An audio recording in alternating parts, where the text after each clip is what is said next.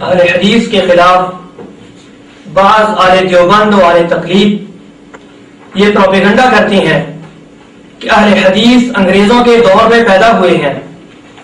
ان لوگوں کی تردید میں یہی کافی ہے کہ 800 سال پہلے شیخ عبد القادر جیلانی رحمہ اللہ نے اہل حدیث کی مخالفت کرنے والوں کو بدعتی قرار دیا ہے۔ دیکھیے بنیۃ الطالبین صفحہ نمبر 143۔ چند صاحب کی تسلی کے لیے ایک چوندہ حوالہ پیش خدمت ہے۔ مفتی رشید احمد لدھیانوی دیوبندی لکھتے ہیں تقریباً دوسری تیسری صدی ہجری میں اہل حق میں فروعی اور جزئی مسائل کے حل کرنے میں اختلاف انظار کے پیش نظر 5 مکاتب فکر قائم ہو گئے، یعنی مذاہب اربع اور اہل حدیث اس زمانے سے لے کر آج تک انہی 5 طریقوں میں حق کو منحصر سمجھا جاتا رہا۔ دیکھیے احسن الفتاوی جلد نمبر 1 صفحہ نمبر 316۔ اس حوالے سے معلوم ہوا کہ دیوبندیوں کے نزدیک اہل حدیث کا وجود سن 101 ہجری سے اس روئے زمین پر موجود ہے، لہذا جو لوگ یہ کہتے ہیں کہ اہل حدیث انگریزی دور میں پیدا ہوئے وہ بہت جھوٹے ہیں۔ دوسری طرف دیوبندی فرقے کا وجود مدرسہ دیوبند سے وابستہ ہے۔ مدرسہ دیوبند کا آغاز 1866 میں ہوا۔ دیکھیے تاریخ دارالعلوم دیوبند جلد نمبر 1 صفحہ نمبر 155۔ ثابت ہوا کہ دیوبندی خود انگریزی دور کی پیداوار ہے۔ چور مچائے شور، چور مچائے شور، چور رے چور۔ اب میں آپ کے سامنے اہل دیوبند کی انگریز دوستی کے چند حوالے اور مثالیں ان لوگوں کی اپنی معتبر کتابوں سے پیش کرتا ہوں جن کا یہ کبھی انکار نہیں کر سکتے۔ پہلا حوالہ 1857 جنگ آزادی کے بارے میں عاشق الہی میرٹھی دیوبندی لکھتے ہیں جن کے سروں پر موت کھیل رہی تھی، انہوں نے کمپنی کے امن و عافیت کا زمانہ قدر کی نظر سے نہ دیکھا اور اپنی رحم دل گورنمنٹ کے سامنے بغاوت کا علم قائم کیا۔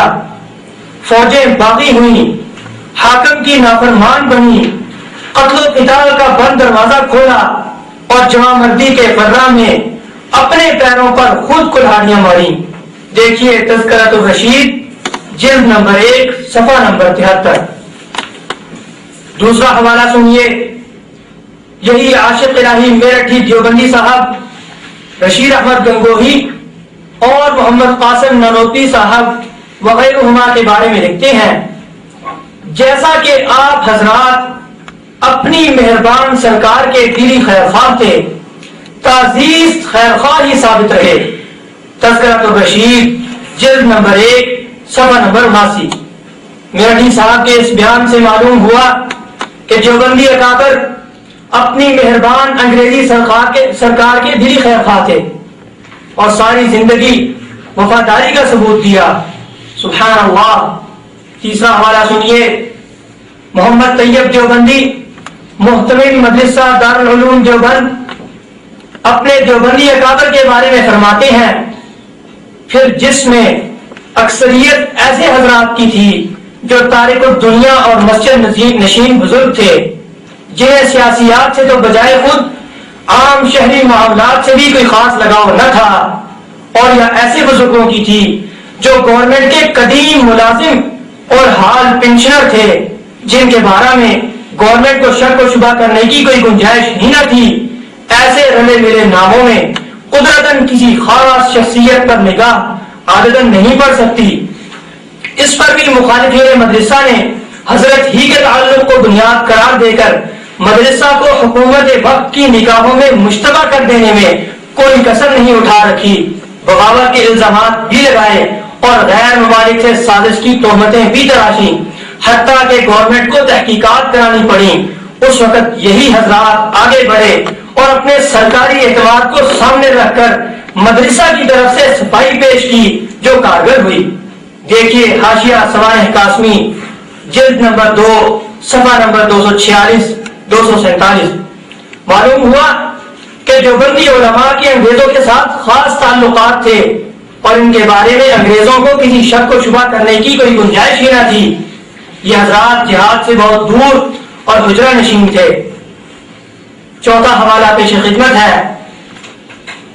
بعض جھوٹے لوگوں کی غلط مخبری کی بنا پر جب گنگوہی صاحب کی گرفتاری کی کوشش ہوئی تو انہوں نے فرمایا، یعنی رشید احمد گنگوہی نے فرمایا، میں جب حقیقت میں سرکار کا فرما بردار ہوں تو جھوٹے الزام سے میرا بال بھی بکا نہ ہوگا، اور اگر مارا بھی گیا تو سرکار مالک ہے، اسے اختیار ہے، جو چاہے کر لے، اپنا تو بال برابر بھی فکر نہ تھا. تذکرۃ الرشید جلد نمبر 1 صفحہ نمبر 80. پانچواں حوالہ سنیے. اب میں آپ کے سامنے دیوبندیوں کا اہم حوالہ پیش کرتا ہوں جس میں اہل دیوبند یہ دعویٰ کرتے ہیں کہ خضر علیہ السلام انگریزی فوج میں موجود تھے. مناظر احسن گیلانی دیوبندی لکھتے ہیں کہ نواب صدر یار جنگ مولانا حبیب الرحمان خان شیروانی صدر الصدور در سرکار آصفیہ قدس اللہ سرہ سے ایک دفعہ نہیں مختلف موقعوں پر یہ بات فقیر نے سنی تھی کہ انگریزوں کے مقابلہ میں جو لوگ لڑ رہے تھے ان میں حضرت مولانا شاہ فضل الرحمان گنج مراد آبادی رحمت اللہ بھی تھے. اچانک ایک دن مولانا کو دیکھا گیا کہ خود بھاگے جا رہے ہیں اور کسی چودھری کا نام لے کر جو باغیوں کی فوج کی افسری کر رہے تھے کہتے جاتے تھے کہ لڑنے کا کیا فائدہ، خضر کو تو میں انگریزوں کی صف میں پا رہا ہوں. نواب صاحب ہی دوسرے واقعے کا ذکر بھی فرماتے تھے کہ بدر کے بعد جب گنج مراد آباد کی ویران مسجد میں حضرت مولانا جا کر مقیم ہوئے تو اتفاقاً اسی راستہ سے جس کے کنارے مسجد ہے کسی وجہ سے انگریزی فوج گزر رہی تھی. مولانا مسجد سے دیکھ رہے تھے. اچانک مسجد کی سیڑھیوں سے اتر کر دیکھا گیا کہ انگریزی فوج کے ایک سائز سے جو باغ دوڑ کھونٹے وغیرہ گھوڑے کا لیے ہوئے تھا اس سے باتیں کر کے پھر مسجد واپس آ گئے. اب یاد نہیں رہا کہ پوچھنے پر یا خود بخود فرمانے لگے کہ سائز جس سے میں نے گفتگو کی یہ خضر علیہ السلام تھے. میں نے پوچھا کہ یہ کیا حال ہے تو جواب میں حکم ہوا کہ ہمیں یہی حکم ہوا ہے. حاشیہ سوانح قاسمی جلد نمبر 2 صفحہ نمبر 103. نیز اسی حوالے کے لیے دیکھیے علماء ہند کا شاندار ماضی جلد نمبر 4 صفحہ نمبر 280. خضر علیہ السلام کا انگریزی فوج میں شامل ہونا تو بالکل جھوٹی بات ہے کیونکہ وہ تو فوت ہو چکی ہیں اور ان کا مرنے کے بعد دوبارہ زندہ ہونا ثابت نہیں ہے. لیکن اس واقعہ سے دیوبندی وفادار سرکار سے نیت کا اظہار ہوتا ہے.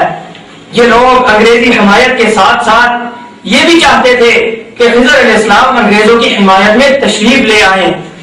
اے بسا آرزو کے خاک شدہ. چھٹا حوالہ پیش خدمت ہے. محمد ایوب قادری دیوبندی صاحب لکھتے ہیں 22 مئی کو نماز جمعہ کے بعد مولانا محمد احسن صاحب نے بریلی کی مسجد نو محلہ میں مسلمانوں کے سامنے ایک تقریر کی اور اس میں بتایا کہ حکومت سے بغاوت کرنا خلاف قانون ہے. کتاب مولانا محمد احسن نانوتوی صفحہ نمبر 50. یہ کتاب دیوبندیوں کی پسندیدہ ہے. دیکھیے صفحہ نمبر 10 اور 11.